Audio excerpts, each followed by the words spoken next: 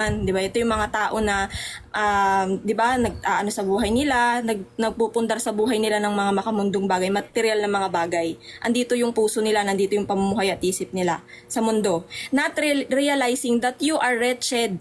Spiritual to. Kasi spiritually din, 'di ba? Wretched, pitiable, poor, blind, and naked. At sabi ng Panginoon dito, 'di ba, ang kailangan nilang gawin ay be zealous and repent. Sabi ng Panginoon, meron siyang instruction dito na metaphorical nga kasi nasa Revelation tayo. Sabi, I counsel you to buy from me gold refined by fire so that you may be rich. Rich spiritual ito, 'di ba? Lumakad sa righteousness and white garments. Yun nga yung kanyang righteousness na ating, 'di ba, isinuot niya sa atin spiritually na ating sinusunod at tinalakaran yung kanyang righteousness. You may clothe yourself and shame of your nakedness may not be seen. Para hindi tayo hubad spiritual. Kasi ganun yung mga spiritualidad eh. Diba hubad sila spiritual? Kaya vulnerable sila sa mga talagang mga attacks ng ng evil spirits. Kasi nalalaman niya ng mga evil spirit eh, pagka wala ka talaga. 'Di ba? Hubad ka in spiritual realm. Wala kang righteousness ng Panginoon. Wala siya sa buhay mo. Wala ang Panginoon sa buhay mo. Sabi dito, and salve to anoint your eyes so that you may see. Ibig sabihin, makita ka spiritual. Mabuksan yung mata mo sa lahat ng nangyayari na ang lahat ng bagay ay spiritual. Hindi lamang physical. 'Di ba? So balik tayo dito sa Hagay nga mga kapatid. So yun no, yung unang talata napansin ko nga dito, it talks about yung sinabi nga ng Panginoon, yung lahat ng mga ginagawa natin dito no spiritualidad pa tayo. At dito sa susunod na talata ay dito na ang sabi ng Panginoon, 'di ba? The people obey the Lord. Nung narinig nila yung yung word of God. Ayan no, narinig nila, they obeyed the voice of the Lord, their God. True prophet Hagay. So tayo naman, pagka narinig natin through the servant of God, yung mga lingkod ng Diyos na ginamit niya para ihatid sa atin yung kingdom gospel, yung salita ng Diyos, doon tayo susunod. At sabi dito, magkakaroon pa nga tayo ng fear. Ayan, fear is the beginning of wisdom. Doon magsisimula. Pag nagkaroon ka ng fear sa Panginoon, the moment na narinig mo yung kingdom gospel, yung kanyang banal na salita, nagkaroon ka ngayon ng fear. At doon na, papasok yung kikilalanin mo na siya. Magkakaroon ka na ng desire na kilalanin pa ang Diyos at magkaroon ng relasyon sa Kanya. Intimate relationship. Intimacy. Kasi kailangan mo siyang kilalanin sa Kanyang salita. Ito kasi siya. Yung buong salita. Diba? Yan na yung babasahin mo, papakinggan mo. Diyan papasok yung faith eh. Diba? Comes from hearing and hearing the word, through the word of Christ. At paalala ko lang din mga kapatid, kasi ang pamumuhay natin sa kasalanan, 'di ba, ng mga spiritualidad pa nga tayo, nung wala pa nga tayo sa authority at dito sa kingdom ng Panginoon, living in sin is fruit of being independent from God.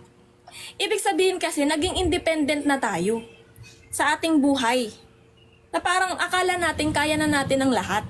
'Di ba? Naging independent tayo, kaya ang nangyari sa atin, yung mga gawa natin nababalot ng ng kasamaan ng sin.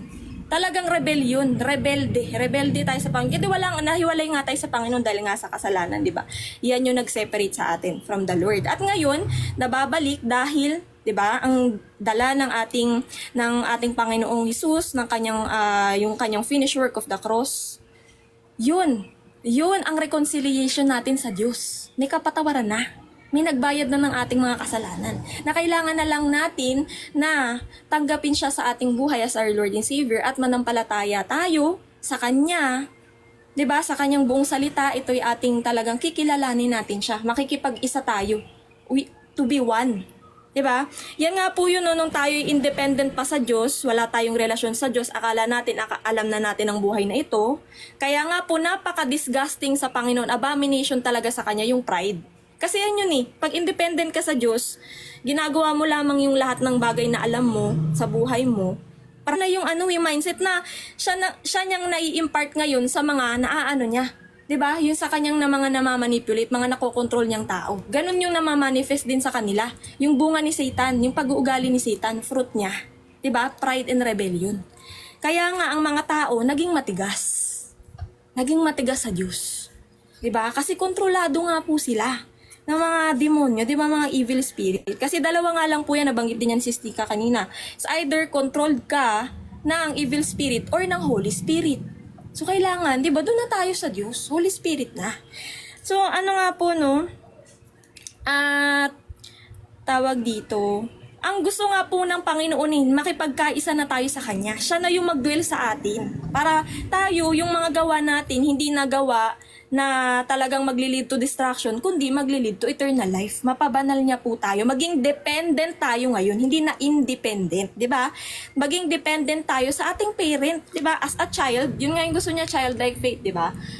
Maging dependent tayo, obedient, mag-full surrender tayo sa ating parent, which is our Creator. Diba? Ang ating Panginoong Diyos. Huwag tayong magmarunong sa ating buhay. Kasi nga, pag nagmamarunong tayo, na, diba, magkakaroon nga lang tayo, magiging independent na naman tayo sa ating buhay. Diba? Tapos, lake of fire lang ang abot, mga kapatid. So, yan ang gusto ng Panginoon. Dependent sa Kanya, obedient sa Kanya, makipagkaisa tayo sa lahat, iisa na. Diba? Yun yung gusto niya, iisa na tayo sa Kanya. Para Kanya po tayong matuwid at mapabanal, mabago. And then dito sa tawag dito, sa verse 9, meron dito sa verse 9, basahin ko lang, sabi dito, verse 9, saganang ani ang inyong inaasahan. Subalit ang inyong naani ay kakaunti lamang, at nang iuwi ninyo ito, ikinalat ko pa ito. Bakit sabi ninyo? Sapagkat wasak ang aking tahanan habang lahat kayo ay abala sa sarili ninyong mga buhay, sabi ng Panginoon. Ng mga hukbo. So, ibig sabihin, habang abala kayo dito sa mundo, pinapabayaan nyo naman yung spiritual nyo. Yun ang unahin nyo. Unahin nyo spiritual nyo at ang Panginoon ang bahala sa physical nyo. Sabi din, nabanggit din niya ni Sis Nika kanina. So, importante po, seek first the kingdom of God in all His righteousness. Unahin mo yung spiritual things, things of God.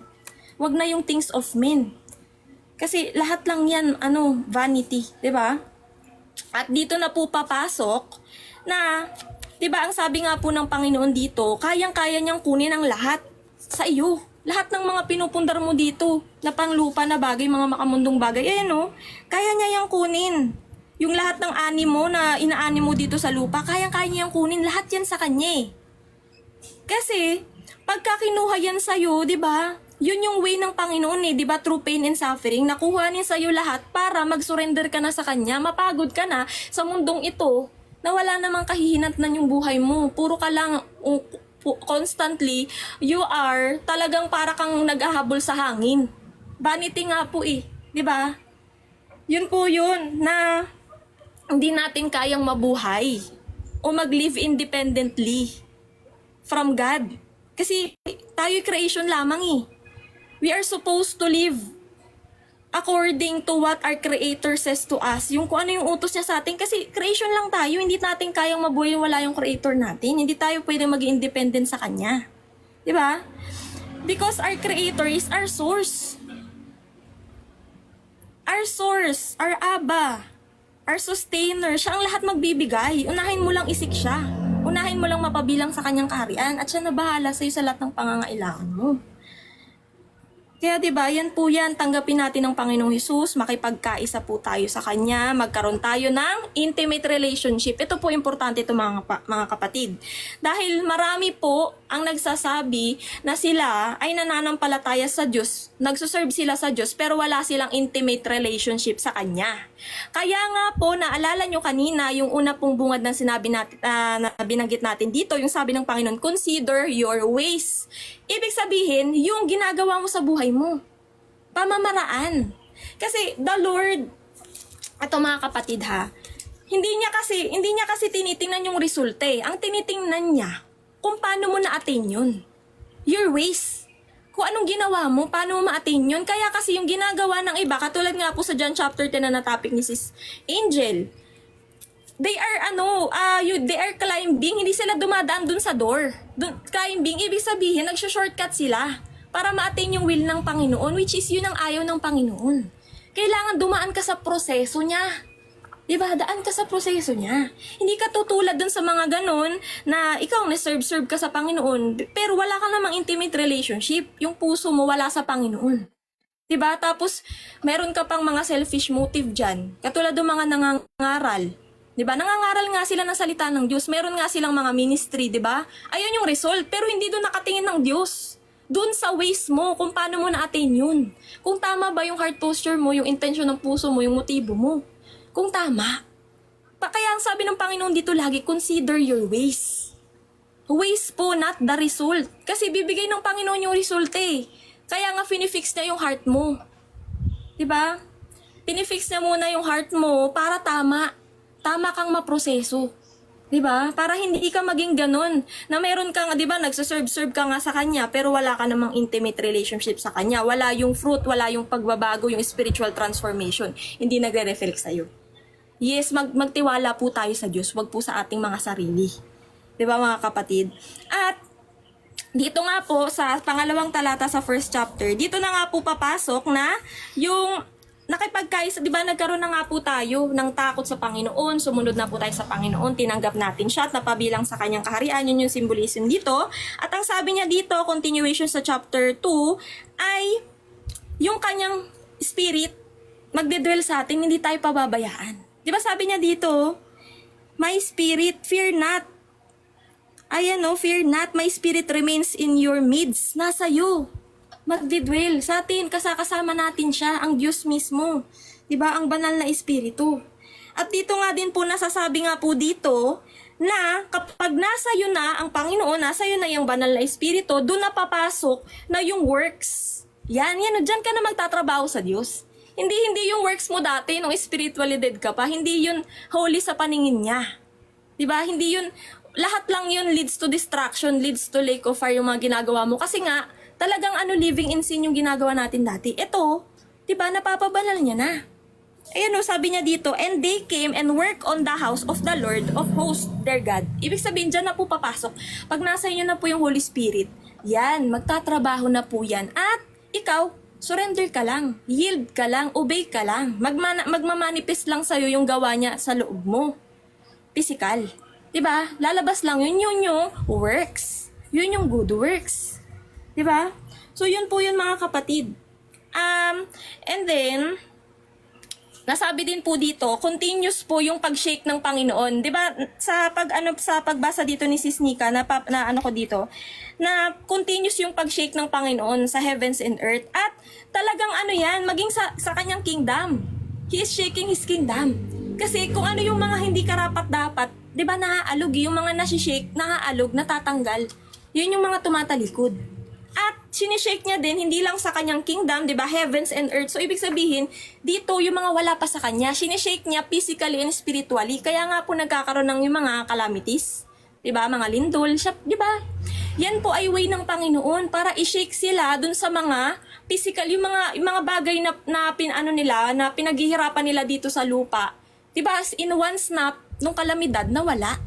Para nga magtiwala, mag-surrender na sila doon sa Diyos, sa ating Panginoong Diyos. Para hindi na sila maglin sa kanilang sarili.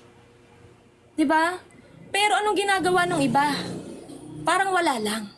'Di ba? Nawala na nga yung bahay nila, nawala na nga lahat sa kanila, namatayan na nga sila. Ano nangyari? 'Di ba? Wala pa din. Ayaw pa rin nilang ibigay yung kanilang buhay sa Diyos. Yun nga yun, mga kapatid Yun talaga yung kulang po sa atin Yung fear of the Lord talaga is the beginning of wisdom. But fools despise wisdom and instruction. Ayaw nilang matama Gusto pa rin nila dun sa nakasanayan nilang pamumuhay dito sa mundo.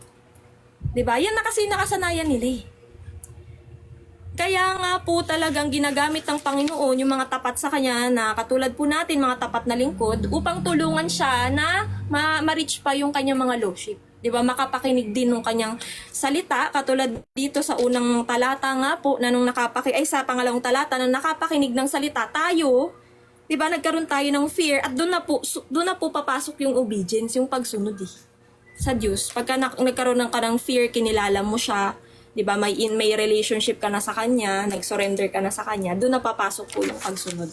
Masusunod mo na ngayon yung will niya, 'di ba? Nandito sa kanyang salita. Pumasok sa akin dito sa talatang to, sa second na talata dito sa second chapter, na yung works po nandito yan sa 1 Corinthians chapter 3 or 4, kung di ako nagkakamali, sa 3 ata, yung works po, itetest po yan. Our works will be tested. Yun nga po yun yung tawag dito, yung works o yung ways mo kung paano mo na-attain yun. Yun yung itetest by fire. Na dito nga po yun, hindi porket ikaw tinatawag mong Panginoon, pinapapurian mo siya, nakaano ka sa pulpit, sumasamba ka sa kanya, tinatawag mo kanya pangalan, nananampalataya ka sa kanya, sa iyong dila. Hindi porket may ganun, holy na. Ayan nga sabi dito, tawag dito, if someone carries holy meat in the fold of his garment and touches with his fold bread or stew or wine or oil or any kind of food, thus it became holy. Ibig sabihin, hindi porket tinatawag mo siya, di ba? Di porket nananampalataya ka sa kanya sa iyong dila, holy ka na. Hindi, ayan o. Hindi, ibig sabihin, kailangan, meron ka talagang relationship sa kanya para siya mismo na holy, di ba? Mapasanctify ka niya, mapabanal ka niya. Magkaroon ka ngayon ng fruit. 'Di ba? Hindi yung sa physical lamang, kundi within. Spiritual talaga, hindi lang physical. At dito, ang sabi din dito, no, yung touching unclean, ibig sabihin na yung mga makasalanan, mga makamundo at makalamang mga bagay, 'di ba nakikiisa ka pa sa paggawa niyan. Once na lininis na po kasi tayo ng Panginoon, nandito na tayo sa kanyang kaharian, lumalakad na tayo sa kanyang righteousness. Iyan na po yun, unholiness. Kailangan po, tanggihan mo na yung lahat ng mga unclean na kinukonsider ng Panginoon na hindi ka lugod-dugod sa Kanya at mga marurumi sa Kanya. Diba? You will hate what He hates, you will love what He loves. Ibig sabihin, hindi ka na babalik dyan, hindi ka na makikisa sa ginagawang pamumuhay sa kasalanan ng mga makamundong tao. Hindi na po talaga. Kasi sabi nga po dito ng Panginoon, I struck you and all the products of your toil, lahat ng paghihirap with blight and with mildew and with hail, yet you did not turn to me, declares the Lord. Yan, patuloy pong ititest by fire po kasi yung gawa ng tao. Yung kanilang works, 'di ba? Kung paano nila naatin, ano ba yung ginagawa nila? Gawa nila, 'di ba? Para nga po, ayan sabi dito, pag nakita ng Panginoon na yung puso mo naman talaga, you did not turn to me. Hindi mo talaga totoong tinanggap ang Panginoon. 'Di ba? Kaya hindi ka namumuhay ng banal sa Kanya. At may tuwid sa Kanya. So, ang sabi nga po dito, since the day that the foundation of the Lord's temple was laid, consider. 'Di ba? Ito 'yung foundation. Ano ba dapat ang foundation po ng pamumuhay po natin, ng ating buhay? Panginoong Hesus. He is the rock. Rock. Yung foundation, yung talagang matibay na pundasyon natin, kailangan siya. At yung works natin dyan sa foundation na yan, di ba yung pagtatayo nga po, no, symbolism nga po ng building, kailangan talagang ayos yung heart posture mo. Ito yung titingnan ng Panginoon, puso mo sa paggawa mo. Di ba?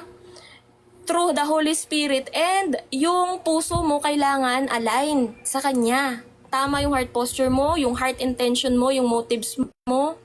Hindi, 'di ba? Hindi nandiyan yung pagmamahal, nandiyan yung pagpapakumbaba, yung lahat ng fruit ng Holy Spirit. Kasi nga po hindi nga po siya nakatingin sa result, nakatingin siya dun sa ways kung paano mo na gawa 'yun, kung paano mo na attain 'yun.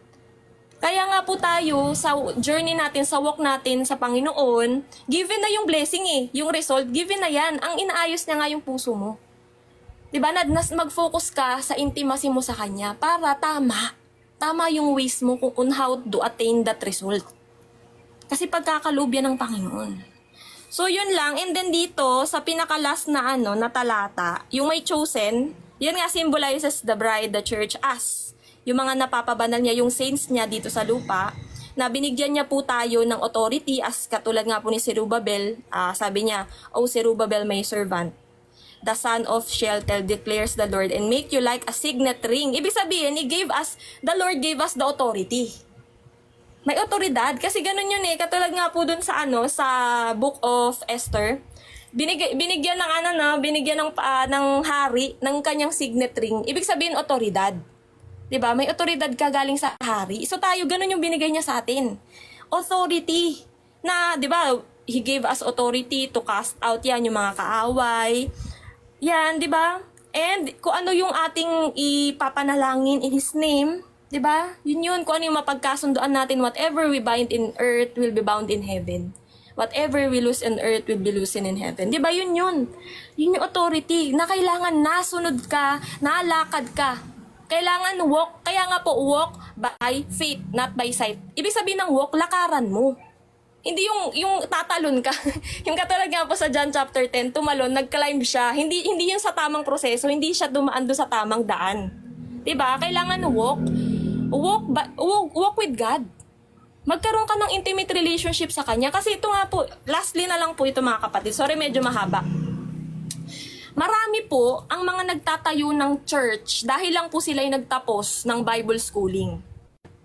Dapat, pag ikaw ay mag-i-start ng gawain mo sa Panginoon out of intimacy sa Kanya. Kailangan out of yung intimacy mo sa Kanya, kailangan may intimacy ka na sa Kanya. Kasi dun po matitisod yung tao eh. Na matitisod sila sa greed, matitisod sila sa pride, matitisod sila dyan sa lahat ng bagay na hindi ka nalulugod ng Diyos. Kasi nga po wala silang intimacy. So, tama po yun yung kay Martha and Mary na before ka mag-serve, maging Mary ka muna. Intimacy, focus mo muna sa Panginoon. Hindi lang porket nag-aral ka ng ganyan-ganyan, nagganto-ganyan ka, di ba? Hindi. There's no requirement. Kailangan tamang proseso. Kailangan mabuo mo yung intimacy mo sa Panginoon para siya yung maging pundasyon, siya yung masunod at hindi ikaw. Sa lahat ng gawain, siya yun, gawa niya yun, works of the Holy Spirit na mag-reflect lamang sa'yo. Diba? Na siya magsusurrender ka lang sa Kanya. Siya lang magmamanifest sa'yo naturally. Diba? Yan po yun mga kapatid. Maraming salamat po. Praise God po. Sobrang dami din naging revelation kay Ate Lynn. Praise God. Habang nag-ano ka, Sister Nika, habang nagsasalita ka, sisulat ko dito. Praise God. Thank you, Lord. Thank you, Holy Spirit. Yung mga kapatid, baka meron pa po kayong idadagdag with regard sa ating naging topic. Hello po. Rinig po. Opo. Ayun. So, yung madadagdag ko lang po sa naging topic. And ito, yung obedience.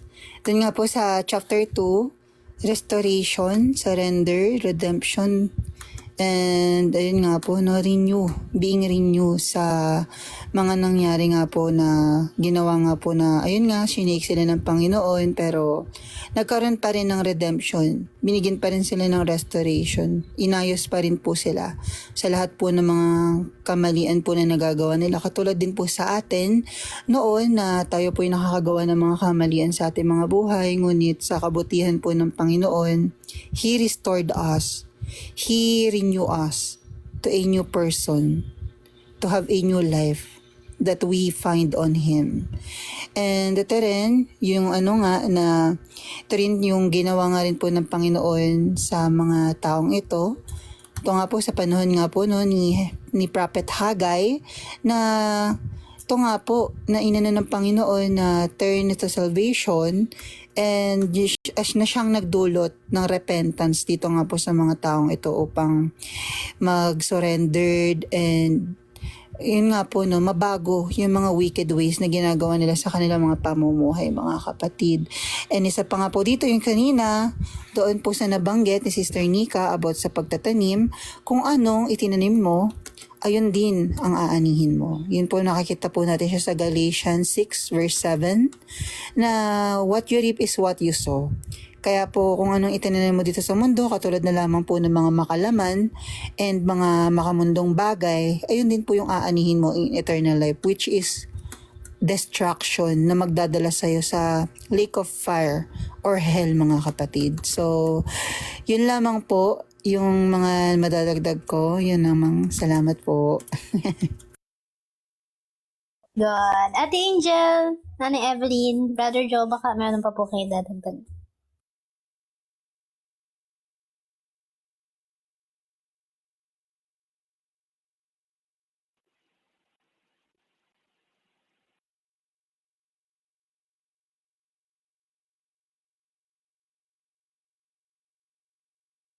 Ay, ano lang po.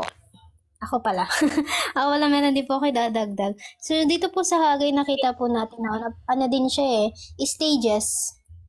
So, una, patay kayo spiritually. Tapos, tag dito, ang Panginoon mismo, diba yung Word of God, ang nagsabi sa'yo, na bigyan mo ng panahon yung spiritual life. May sabihin, diba, na nasa iyo. So, yun nga po, it's either kingdom of God, diba nga po na kung saan holiness, which is the presence of the Holy Spirit, or kingdom of darkness, which is the evil spirit, principalities, demonic entities, or whatsoever, yun nasa iyo. So, dun po, nakaka-influensya. Kasi, di ba po, kung babalikan natin mga kapatid ng bata tayo, wala tayong alam patungkol sa mga bagay na sexual, patungkol sa mga bagay na sexual immorality, patungkol sa mga bagay na jealousy, comparing, and even yung pagiging delusional, paranoia, and, tawag dito, iba pang mga bagay. But because of the environment, di ba po natin napakinggan, ating nakita, mani sa TV, mani sa kapamilya natin, napakinggan natin sa kapamilya natin, sa kaibigan natin, everyone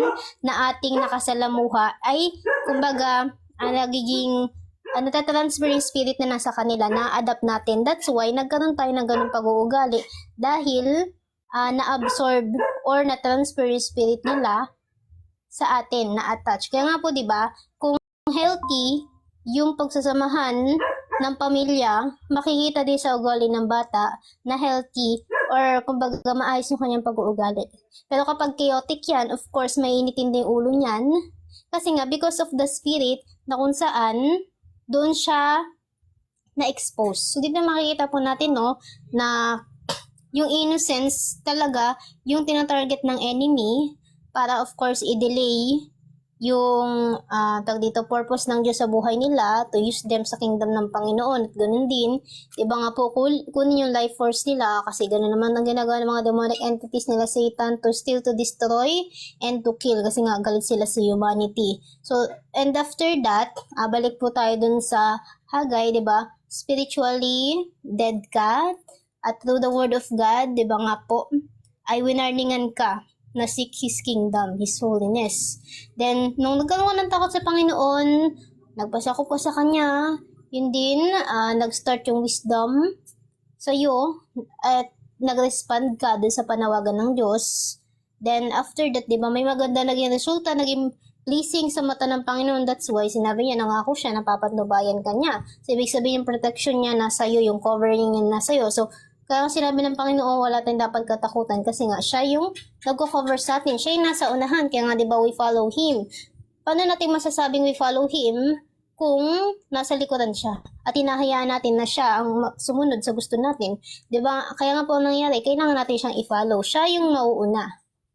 Diba nga po? Kasi mas alam niya yung ways na dapat nating daanan. At ganun din yung covering niya nga po sa atin para hindi tayo mapano or tawag dito, mano ng mga demonic entities.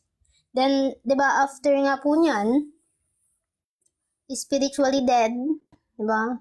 Because of the word, warning, nagkaroon ng takot, nagkaroon ng obedience, nagkaroon ng pagkilos, then naging pleasing, nagkaroon ng transformation, then after that, di ba, naging maganda, or kumbaga yung kalwalatian ng Diyos ay nakikita na sa buhay mo, may pagbabago na, and His Spirit is inside of you, nakipag-isa na sa spirito mo, kaya naman yung spirito mo, yung pag-uugali mo ay nag-iiba na din. Yung dating evil spirit na nakatouch sa'yo, simula pagkabata hanggang ngayon, na kumapit sa soul mo, na naka-affect sa mind, will, and emotion mo, nawala na yun, at pinalta na ng Holy Spirit, at yun na yung nakaupo sa puso mo, yun na yung naka-enthroned, yun na yung spirito na meron ka. At yung fruit nga po, di ba, ng Holy Spirit is love, joy, peace, kindness, mababasa po natin sa Galatia at ng iba pa man.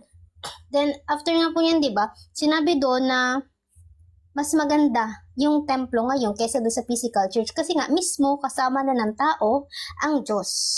Kaya po ba tayong church? Tayo yung simbahan niya. Wala nang iba. Tayo yung templo niya. At mapaparangalan siya, diba, sa pamagitan natin, ng buhay natin, ng transformation. Kasi magugulat yung mga tao na dati masama yung ugali mo, palamura ka, o kaya naman may ugali ka na nanguha ng gamit na hindi sa'yo, or palaaway ka. Kapag nakita nilang nagbago ka, makikurious sila. Anong nangyari sa taong to? So, di ba, napaparangalan yung Panginoon dahil sa pagbabago na nangyari sa'yo. And that is not because of your strength, your will, but because of the Holy Spirit na siyang kumikilos sa'yo, nagsisanctify sa'yo, nag-purify sa'yo nang sa gayon magkaroon ka ng pag-uugali. So, makita nga po natin, no, may influence. Kaya nga, di ba, ang ating kalaban sa mga tao na namamersecute sa atin is not them, that's the body. Yung spirit behind them na kumikilos sa kanila, na naka-enthrone sa kanilang puso. Kaya nila nasasabi yun. Kasi kapag madumi ang puso ng tao, madumi din lalabas sa kanilang bibig. Kapag mabuti yung nasa, or nag-uumapaw ay yung spirit ng Panginoon, of course, buhay din yung napapakinggan natin sa kanila. Then, Yun nga po, di ba? Nagkaroon na ng bagong templo. Din yung about nga po sa pagiging kung transferable ba yung holy things or yung nga katulad ng sinabi ni Ate Lynn na kahit na kanta-kanta ka or mag-post ka ng kahit 1 million na Bible verses na mga about Christian videos, kung hindi mo din naman na ipapamuhay yun, wala din po, lagapa ka pa rin sa hell kasi niloloko mo yung sarili mo at yan po ay pagiging parasi, mapagkunwari. Whitewash tomb. Diba nga po? Okay, physically, pero inside patay kalansay, patay spiritually. So, yun po. So, yun nga po, diba, nagkaroon na ng bagong templo, at yun na nga po yun tayo, ginamita na tayo ng righteousness ng Panginoon kaya hindi na tayo hubad spiritually. Kasi kung hubad tayo spiritually, pinagpeprestahan tayo ng mga demonic entities at yung suffering natin, yun yung kanilang pagkain. Kaya miserable ang buhay at walang peace. Then after that, iba nga po yung redemption at yung pagbabago or transformation. So, yun naman po.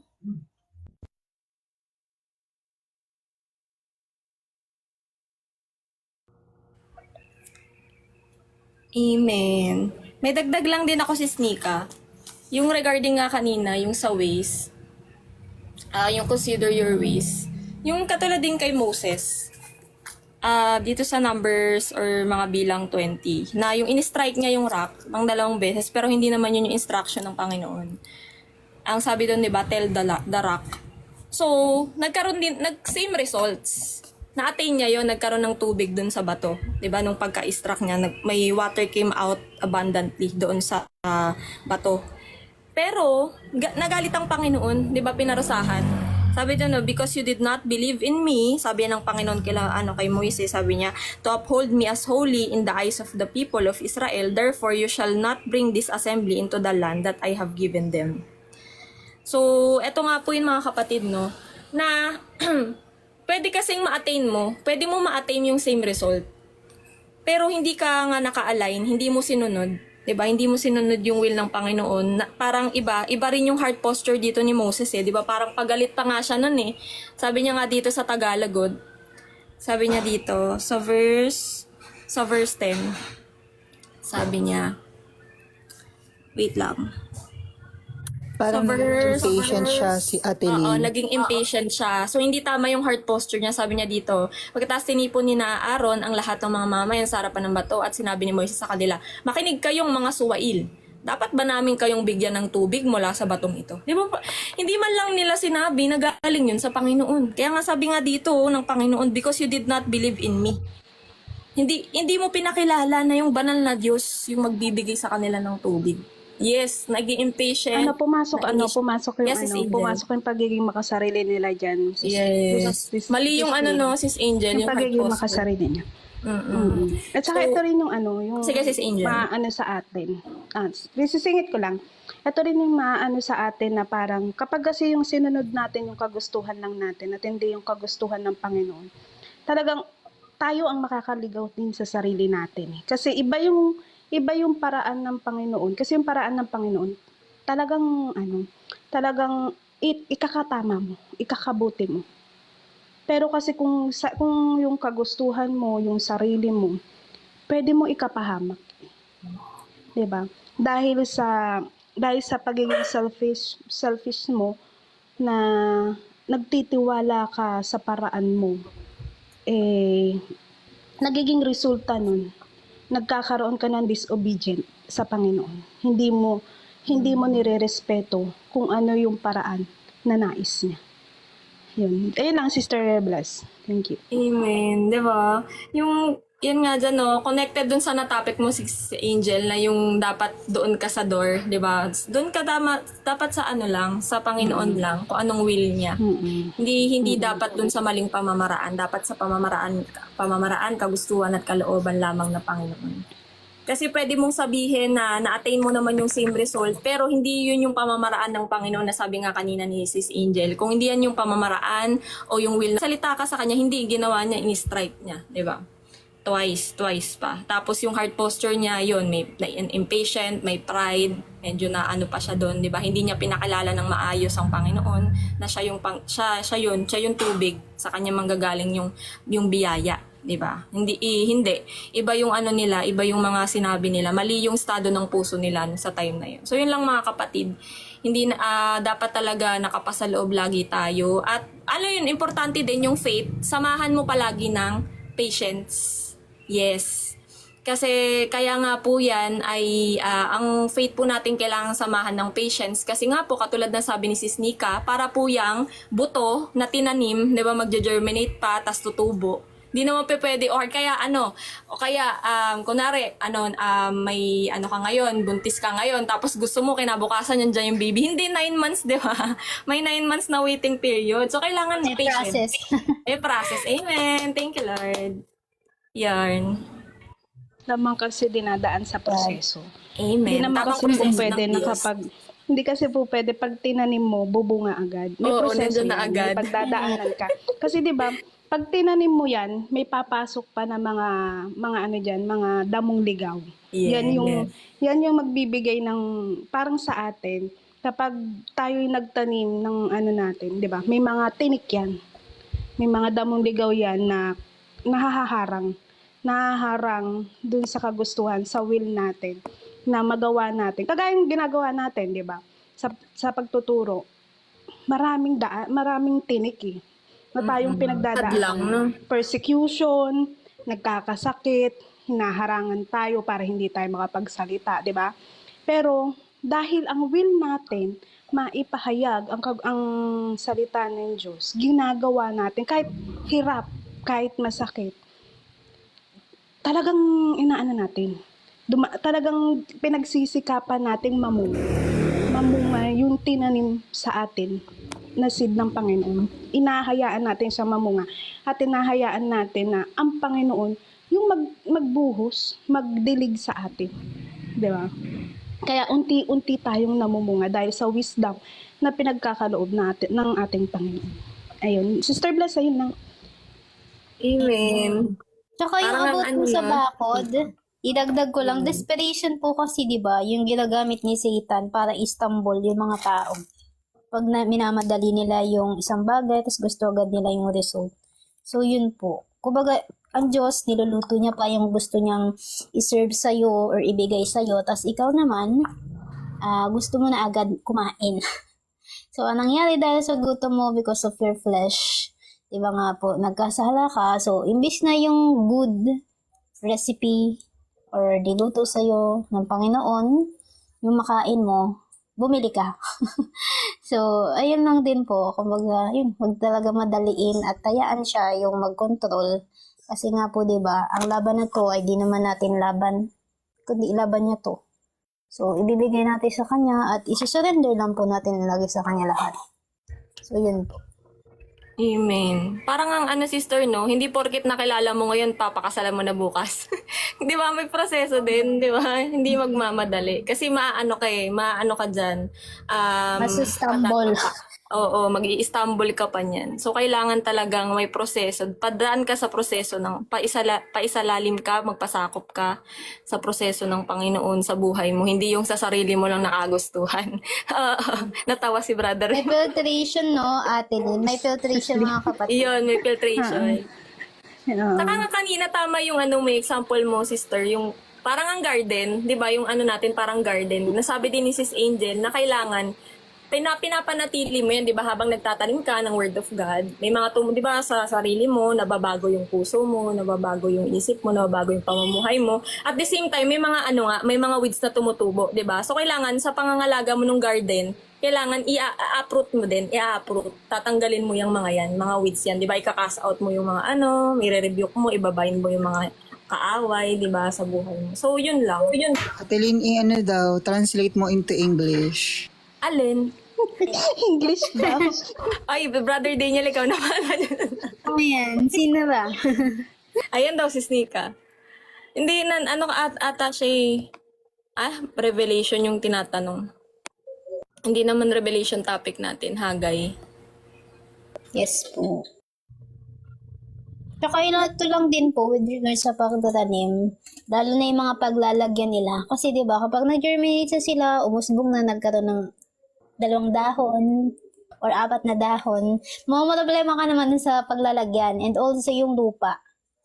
Kasi 'di ba nga po, we need to, lalo sa mga nagtatanim, kapag mataba yung lupa, kapag if you, antag dito, take care the soil, yung soil naman ang mag-aalaga dun sa halaman. Siya magbibigay ng nutrients. Kaya nga po, di ba, mamumunga, magkakadahon, ayun nga po, magkakabulaklak, at yayabong yung halaman. So, yun, nasa heart posture talaga kasi, di ba, yung soil or yung lupa, it also represent the heart ng tao.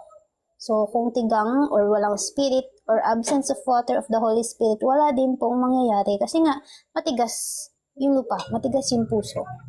So, wala ding magiging fruit at hindi rin lalawak yung roots. So, hindi rin kakapit dun sa soil. So, yun po. Yung presence talaga ng water ng Holy Spirit.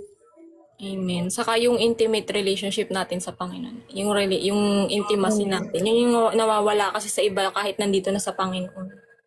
Nai-stumble sila kasi hindi malalim yung root eh. Hindi nila Tapos pinapalalim. parang nakapokus lang sa sa pakikinig, pero yun nga po, hindi siya Saka pagsuserve. Parang si Martha nga ate. Martha. Hindi nagiging rooted. Importante kasi Yes. maging rooted ka. Kailangan mo muna kasi maging rooted bago ka lumago sa salita ng Panginoon. Kasi importante yun eh. Kapag hindi ka kasi rooted sa salita ng Diyos, hindi Mabubuwal ka ka. Bubukuan. Tsaka mabubuwal. Saka isa pa mahuhugot ka, mahahablot ka pag hindi ka rooted. Ito nga yun, mga kapatid. Speaking sa pagiging rooted. Kasi pag hindi ka talaga rooted, di ba? Pag nag-shake ang Panginoon, nabubunot ka. Kasi hindi ka napalalim. Hindi mo pinalalim yung pananampalataya mo sa Panginoon, yung faith mo sa Panginoon, hindi siya lumalim. Kaya, pag nagkaroon ng pitik ng problema, hindi pagkakaunawaan, nabubunot ka. 'Di ba? Hindi naaalagaan. Hindi nabibigyan ng focus. Hindi nadidiligan, tama. Tapos, pag dumating ang kahit anong klase ng sakuna, ayun, nabubuwal ka. Kasi, nalulunod ka. Hindi mo na balanse. Diba? Hindi mo siya na balanse. Nababalisa ate. Yes. Nagiging doorway din kasi yun ni Satan eh. Diba? Kapag nababalisa ka, ibig sabihin, nakapokus ka, self-reliance, paano mo ito masusolusyonan, paano mo ito gagawin, paano mo ito maayos. So, nawawala kumbaga yung pag-surrender at pag-submit sa Panginoon. Na-open ka spiritually. Amen. Yes.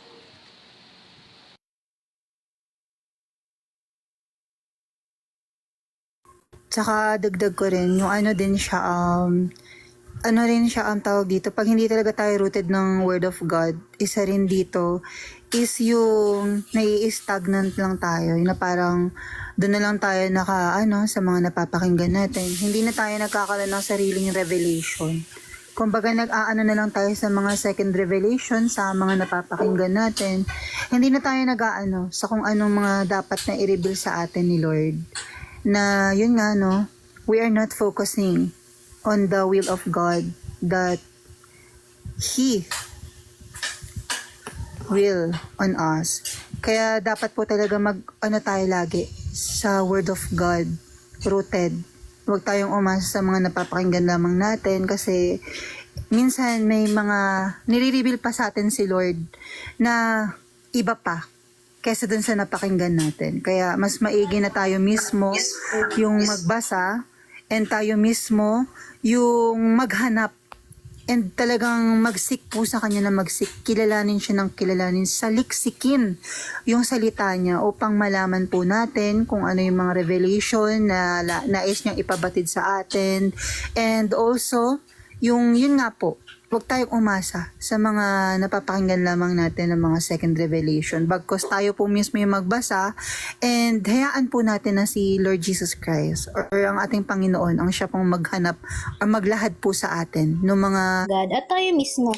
Kasi parang pag nakarely lang tayo sa sabihin ng iba or sumasangguni tayo sa kanya or sa ibang tao about sa problema natin, parang inaalisan natin ng kapangyarihan yung Panginoon na i-reveal yung kasagutan dun sa ating mga katanungan. So, yun nga, nagkakaroon ng idolatry. Idolatry din po kasi yun kapag may problema ka, kakausapin mo agad yung kung sino pa man na malapit sa'yo, hingi ka ng advice, pero ang Panginoon na nakakaalam ng pinakapunot dulo or ano pa man yung madadaanan mo dahil this current situation mo, yun ang hindi mo tinanong na siyang mas nakakakita. Kasi paano magiging reliable ang tao, lalo na kung worldly at hindi kumbaga lumalakad using through the word of God. So, paano siya magiging reliable sa kanyang mga sinabi or advice sa'yo kung siya mismo ay worldly pa? Kasi nga po, di ba, even him or her, he doesn't or she doesn't know kung ano yung mangyari sa kanya mamaya. Diba? Sa susunod na mga oras, minuto ng kanyang buhay. So, bakit ka mag-rely sa opinion niya patungkol sa sitwasyon mo kung siya mismo hindi niya alam kung ano yung mangyayari sa kanya? So, kaya nga po, diba, sa Panginoon tayo magre-rely talaga. At hindi lang sa ating napapakinggan. So, yun po, talagang total reliance sa Kanya.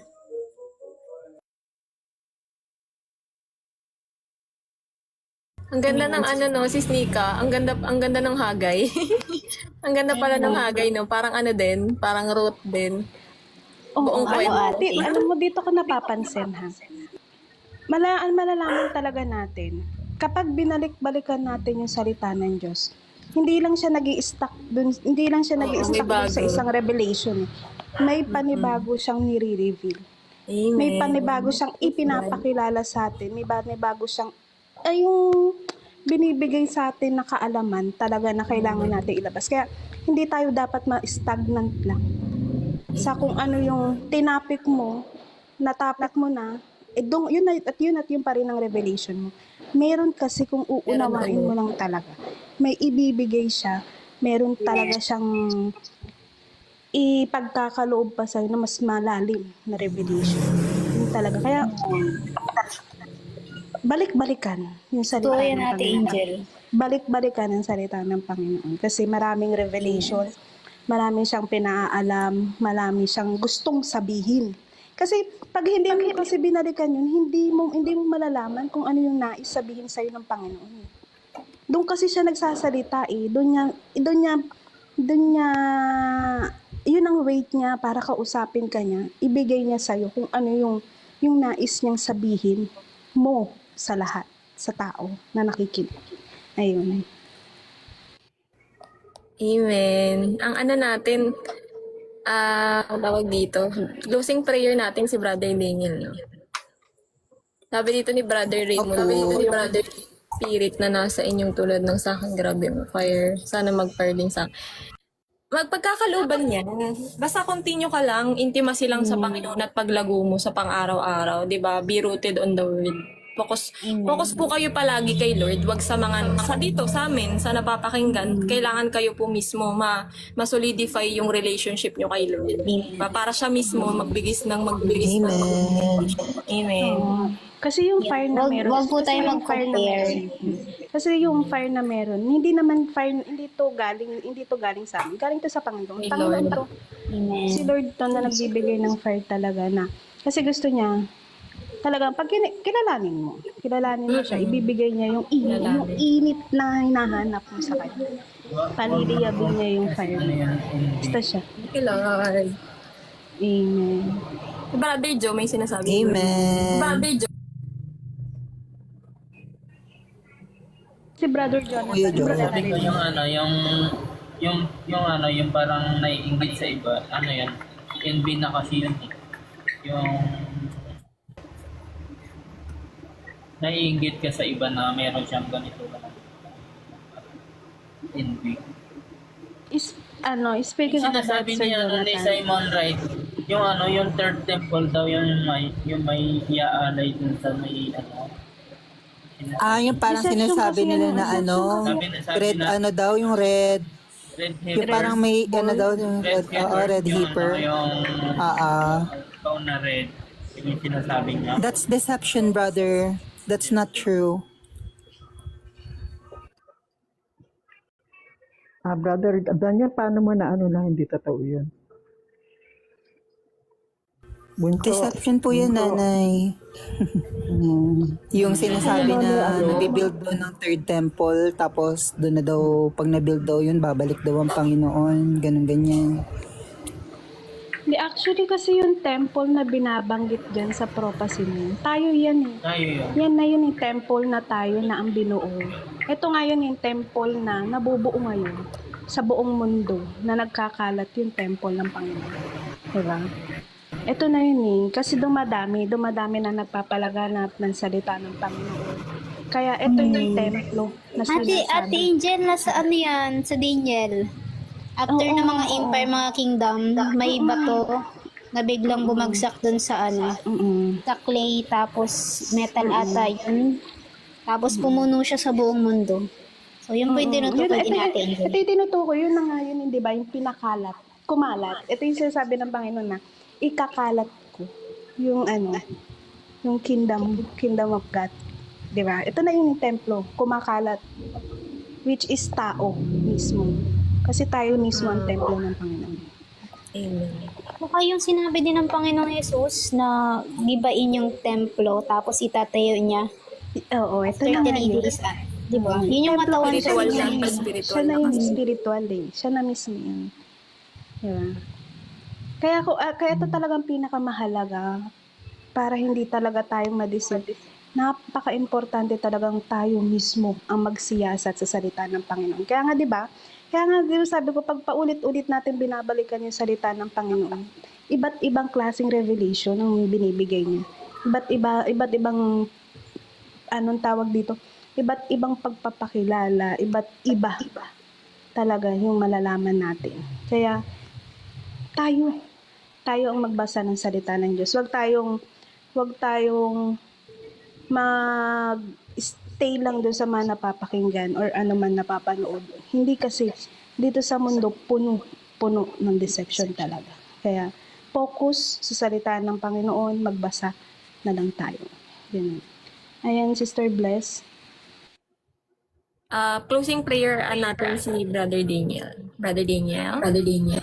Closing prayer na po ba tayo? Or baka may gusto pa po kayong i-share? Share nyo lang.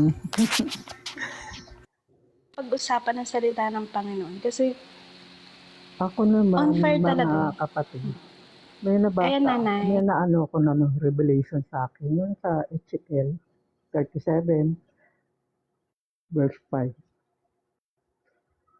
Yung sa mga dry spirit, yung nag-ano tayo. Diba minsan nagiging dry yung ano natin sa Panginoon. Nabasa ko sa Ezekiel, ako'y magpapasok ng hininga sa inyo at kayo'y mga bubuhay. Kaya rin ng Panginoon na buhayin muli ang ating tuyong espiritu. Hindi ba? Basta, bumalik sa panalangin, bumalik sa salita ng Diyos, lumapit muli sa presensya niya, at mag-repent tayo ng buong puso. Sambahin natin siya at magkaroon tayo ng relasyon sa Kanya. Yun ang naging ano ko dito.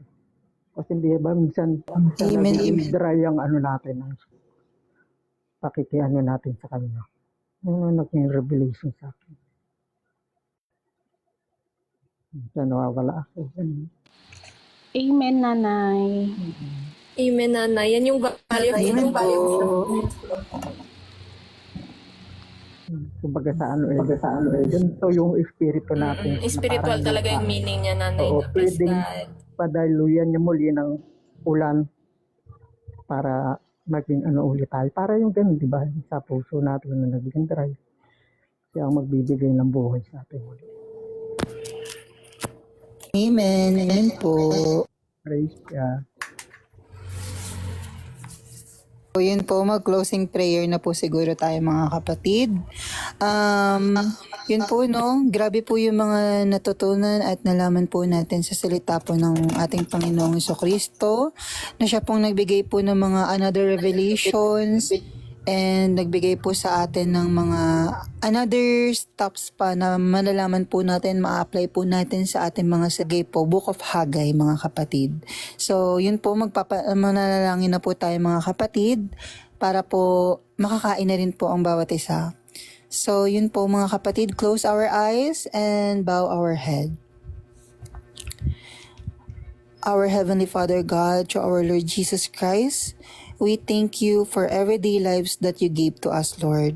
And we thank you, we praise you, we glorify your name, we honor you, Lord, with all our heart, our mind, our soul, our spirit, our body, Lord, that is always on you and your will, Lord God.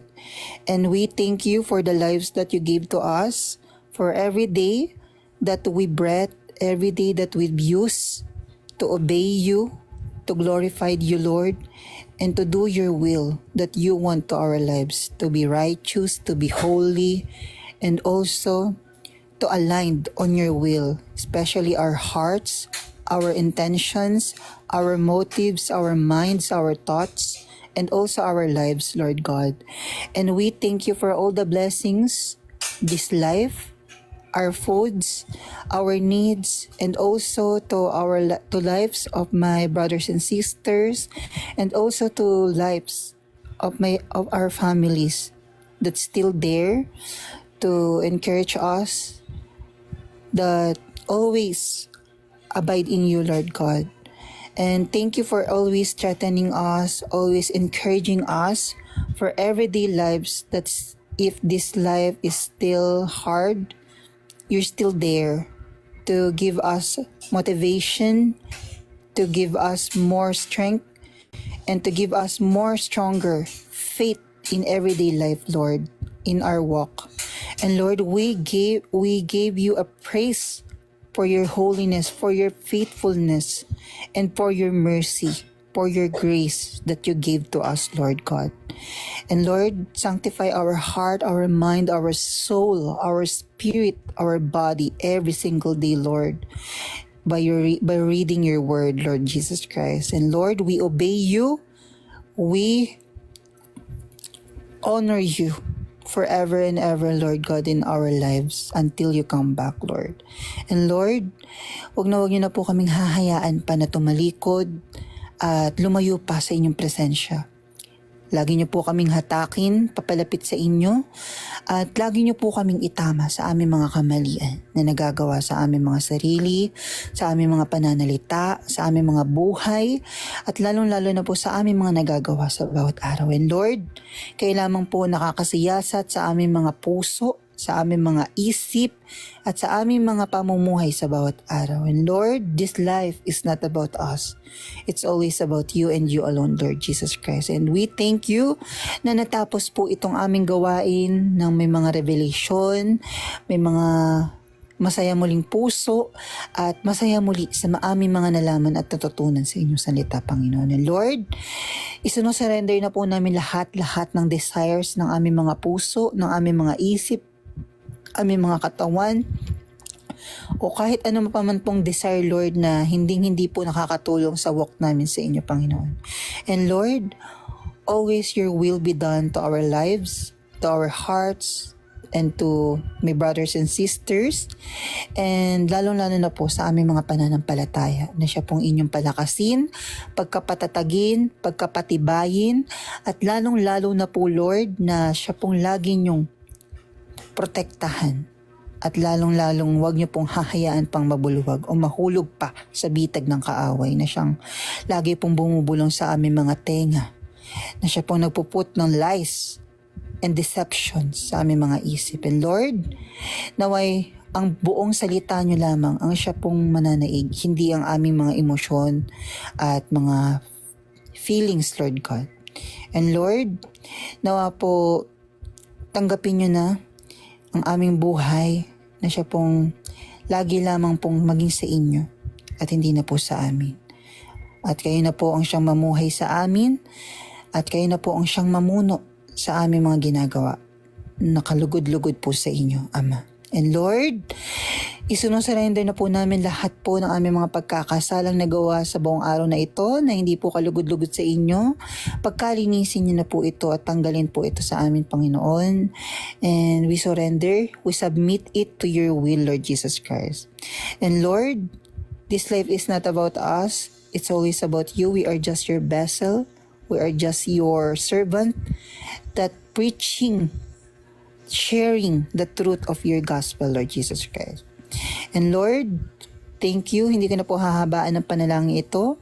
Hipuin niyo po mga puso ng mga taong matigas pa rin po sa inyong salita. Ganon na rin po ang aming mga pamilya, kaibigan, kakilala at relatives po, Lord God.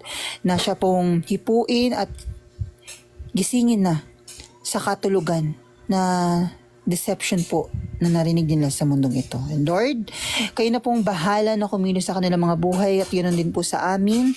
Lagi niyo po kami pagkatatagin, pagkaingatan at pagkalakasin, Lord, at palalimin palalo sa bawat araw sa inyo pong salita at mag-growth pa po spiritual at malaman po ang katotohanan sa likod po ng inyong banal na salita, Panginoon. And Lord, itinataas ko na po ang panalangin po ng aking mga brothers and sisters po sa inyo.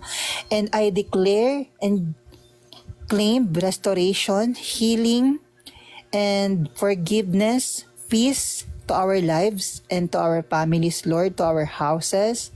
And we plead your blood, Lord Jesus Christ, to our foods, to our lives, to our families, to our drinks, and to everything, Lord, na amin pong mga ginagamit at ginagawa sa bawat araw, Lord God. Lord, in your holy mighty name, in the name of the Father, the Son, and of the Holy Spirit, one God, one Lord, it is the name of our Lord Jesus Christ, the Alpha and the Omega, the beginning and the end, the first and the last. Amen and amen. Shalom, everyone!